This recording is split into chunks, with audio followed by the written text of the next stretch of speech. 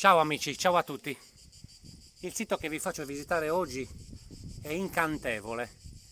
Poi capirete perché uso questa parola. Ci troviamo a Puttifigari, alle pendici del Monte Siseri. Qua nel 1989-1990 De Martis portò alla luce un sito strepitoso. Stiamo parlando della necropole di Monte Siseri. È un qualcosa che i nostri avi costruirono nel Neolitico finale. Stiamo parlando di 3200 anni prima di Cristo.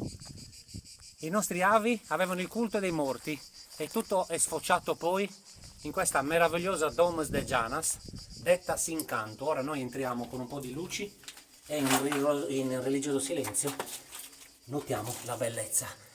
C'è dentro Monica, le bambine mi aiuteranno con le luci e vedremo alcuni particolari incredibili come questo che adesso vi sto facendo vedere. Guardate qua la falsa porta con le protumi taurine, ma non è finito amici, non è finita, perché la falsa porta c'è anche a sinistra, sempre con la protumi taurina. E il bello poi, eccola qua la protumi taurina, il bello poi deve ancora venire, perché eccoci qua nella stanza di Sincanto. Le mie bambine adesso illumineranno il posto. Ciao Ade, ciao Rebi.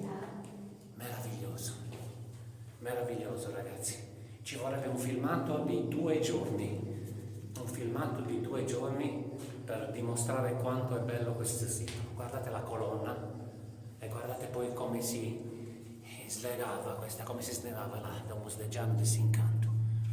È sensazionale, è incantevole, è meravigliosa. Guardate l'architettura che hanno raggiunto i nostri avi 5.000 anni fa. È qualcosa che fa venire le lacrime. Incredibile, meraviglioso. Ciao a tutti.